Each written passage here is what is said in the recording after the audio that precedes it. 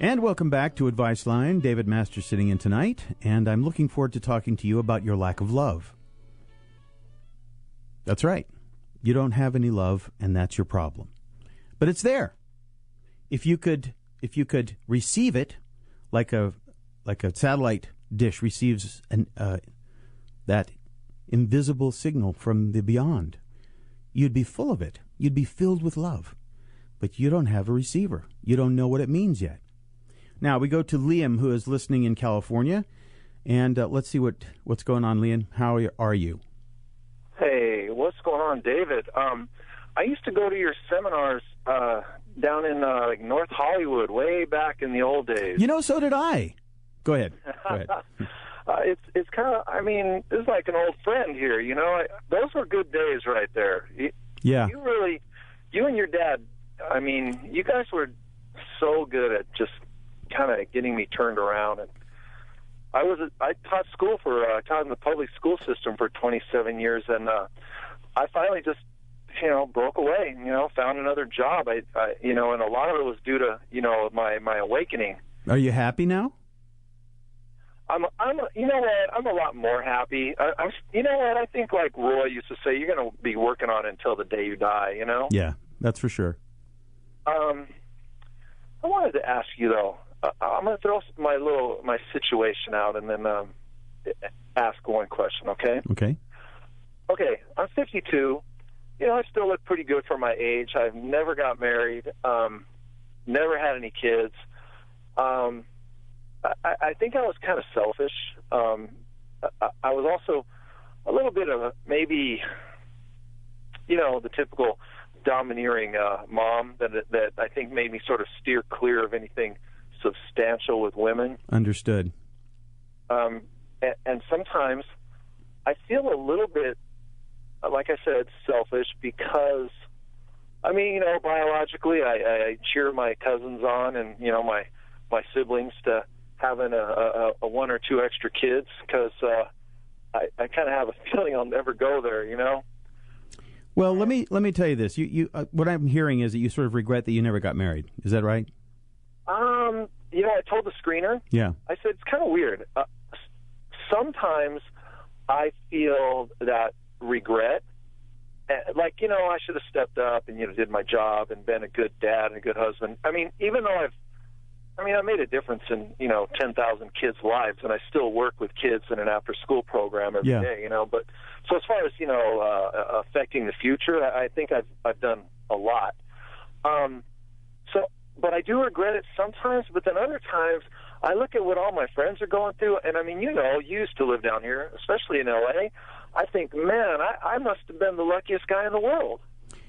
Well, it's an interesting question, Liam, but see, the marriage is really one thing, and it depends upon how you approach it, I guess you would say.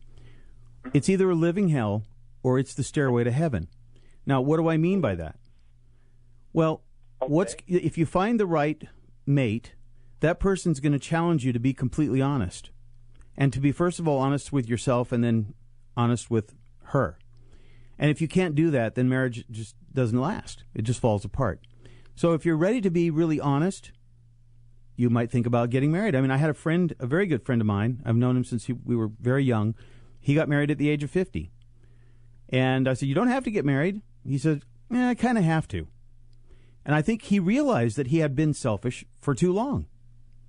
And he knew that, he needed somebody to challenge his selfish ways. And I tell you, at the root of all good marriages is a real raw honesty with each other, and one that challenges you to be the best man that you can possibly be every day of your life.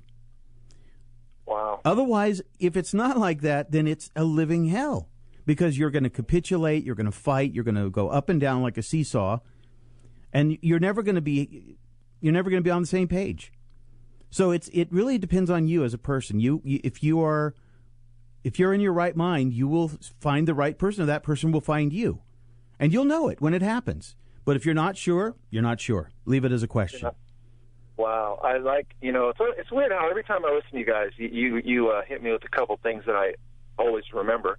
That whole receiver, you know? Yeah, absolutely. That receiver. And, you know, who knows, it might happen. But Liam, hang on. I got to take a break. Stay with me. 1-800-866-8883. It's Advice Line. And I love talking to people. Go to FHU.com and check out the Cure Stress device and get ready for the 4th of July seminar at beautiful Tall Timber Ranch in Southern Oregon. What's on your mind? Call Roy at 1-800-866-8883. Roy Masters is going to have an amazing 4th of July seminar at Tall Timber Ranch in beautiful Southern Oregon. And right now, it is absolutely gorgeous with 5 lakes, a giant gazebo. You have to experience Roy Masters' 4th of July Liberation Seminar. Liberation from anger, from fear, from guilt, from disease. Your personal Independence Day. You can call 800-877-3227, 800-877-3227 during regular business hours Monday through Friday Pacific Time. Reserve your place at Tall Timber Ranch 4th of July weekend. The last time they filled up, they were beyond capacity. And if you're ready to have that personal liberation, that personal Independence Day, this is the time to do it. Call 800-877-3227. That's 800-877-3227 during regular business hours Monday through Friday Pacific Time. Make your reservations while you can. Cure Stress can do for you what doctors cannot, but only if you suspect that emotions are behind most of your suffering. Cure Stress is a rechargeable credit card-size audio device that fits in your wallet with mini earphones. It calms your soul, improves your emotional regulation, and enhances your critical thinking skills by decreasing the clutter in your mind. One day I realized I was becoming more humble. I was more compassionate toward other people, and my whole personality seemed to just calm down from being a very judgmental, opinionated, sharp person to someone who I would listen to what the other person was saying more without being so judgmental. And in becoming more humble, relationships that I'd had problems with that I didn't know how to solve, they seemed to begin to solve themselves. Go to curestressdevice.com. That's curestressdevice.com, or call 855-CURE-STRESS. That's 855-CURE-STRESS. Also available for download. Roy Masters and the Foundation of Human Understanding depend upon your donations to keep this program on the air. What is a donation? Well, to you, it could be a tank full of gas. To a person in need, it could be a Cure Stress device and How Your Mind Can Keep You Well book. What is a donation? To you, it could be a meal out. To someone in need, it could be Roy Masters' insight about an incurable condition that doctors don't understand. What's a donation? To you, it could be a bottle of wine or a bag of chips every week. But Roy Masters would use that money to help someone in prison and change their life for good. So when you think my donations don't count, you're wrong. Your donations do count. And without you, this program cannot continue to be heard on the air. So please, make a tax-deductible donation. Call 1-800-877-3227 or write to P.O. Box 1000, Grants Pass, Oregon, 97528. Or go to FHU.com right now and make your tax-deductible contribution.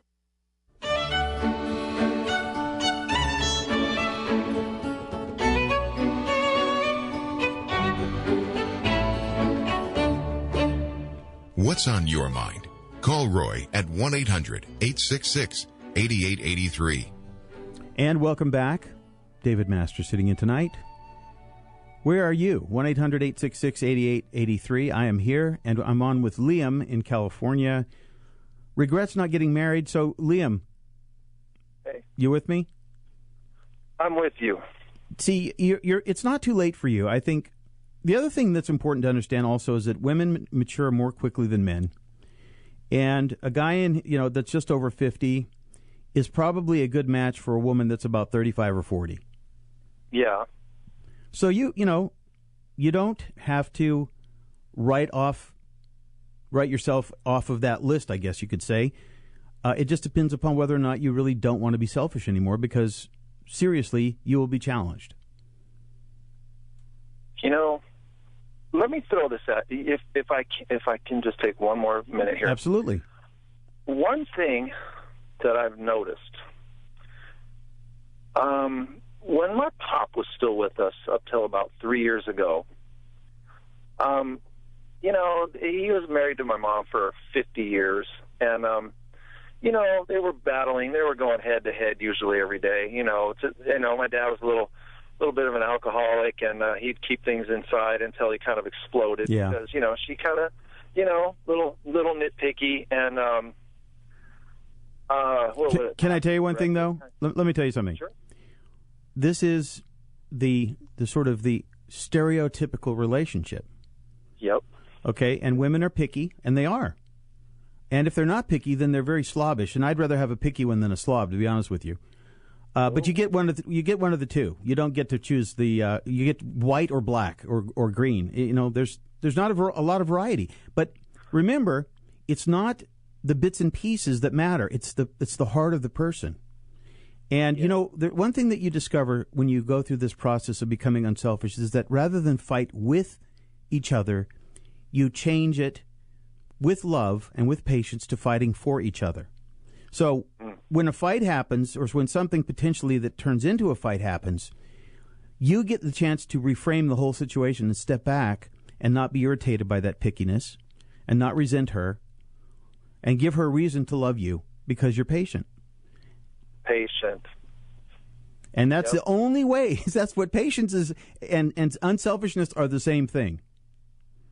Man, your dad, forgive on the spot and be plain spoken with firmness, kindness, and patience.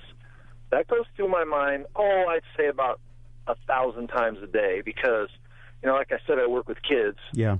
And that takes a lot of patience. But see, you're modeling the kind of behavior that you want them to pass on to them, and that's very good. Because every kid needs somebody they look up to in their life, and that's an amazing thing that you've been able to do. Yeah, getting a little older now, 33 years total with, what I do now and teaching, and then also, coaching sports. Yeah. Just some of the things that the kids go home with every day.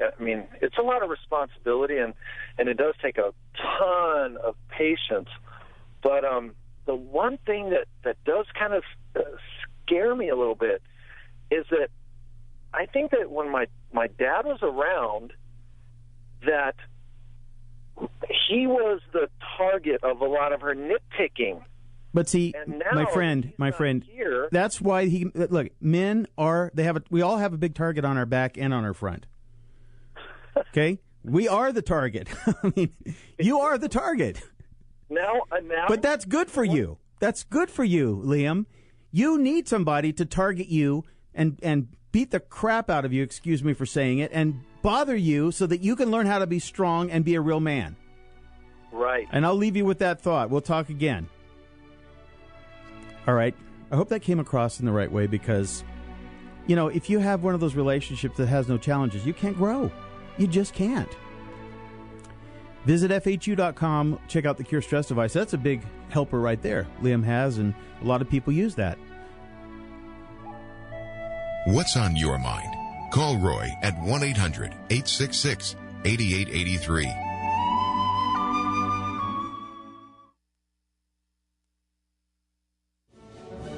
Whatever the problem, whatever the situation, no matter how difficult, no matter how challenging, Cure Stress will show you the way to deal with it effectively. Here are some testimonials from the military. This is basic training for the mind. PFC J. O-Ring, U.S. Army Infantry deployed to Iraq. I have been listening to your Cure Stress for 5 days now, and it's completely changing me. I have been struggling for so long. I feel so liberated. I'm not resentful for my husband leaving again, returning to Iraq. Janie, wife of deployed warrior. Thank you. It saved my life. The peace and inner joy I now have makes my life worthwhile. Sergeant Jay Shopsky, U.S. Marine Corps. Call 800-877-3227 or write to P.O. Box 1000, Grants Pass, Oregon, 97528. Or go to FHU.com. That's www.FHU.com. When you're ready, Cure Stress will work for you. Cure Stress can do for you what doctors cannot, but only if you suspect that emotions are behind most of your suffering. Cure Stress is a rechargeable credit card-size audio device that fits in your wallet with mini earphones. It calms your soul, improves your emotional regulation, and enhances your critical thinking skills by decreasing the clutter in your It mind. was a great discovery that changed my life completely. As you can tell by my voice, Father, that I'm a black American. He made me more objective, and I was been able to help others by being objective and opening their eyes, lifting the veils. And he took me out of the illusions, what I thought was real that wasn't real, and lifted me out of my culture. How I didn't realize how bogged down and my culture and things were. Brought me closer to God, more aware, more alert, and able to help others. And that's the beauty of it. Instead of being dependent, more independent. Go to curestressdevice.com. That's curestressdevice.com, or call 855-CURE-STRESS. That's 855-CURE-STRESS. Also available for download.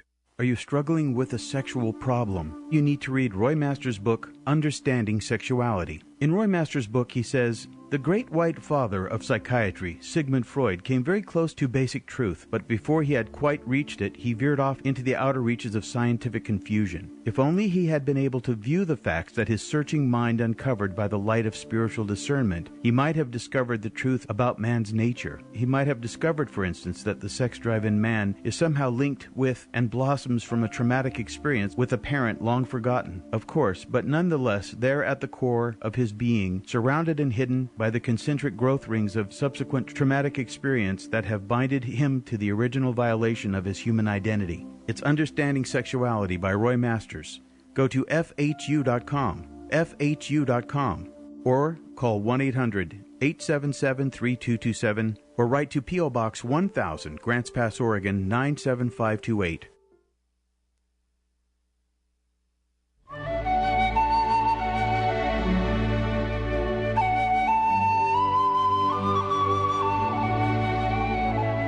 You're listening to Advice Line with Roy Masters.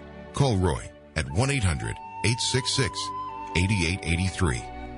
And welcome back to Advice Line, 1-800-866-8883. I will tell you a little story that my friend who got married at 50, he's been married for 2 years now, he said the other night he was talking to his wife, and he said something she didn't like, so she walked over and twisted his ear. I mean, really hard. And he looked at her and said, "That hurt." But he didn't get upset. And so what happened was, she expected him to get upset, but he didn't get upset.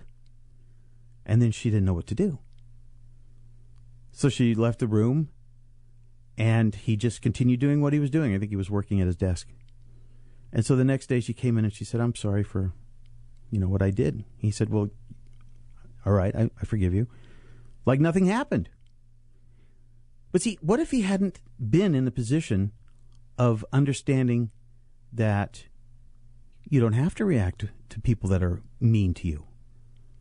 That in fact you can actually win every single time when you're dealing with a bully or a mean person or a momentary mean streak in people, because everybody's got one, a mean streak somewhere in them.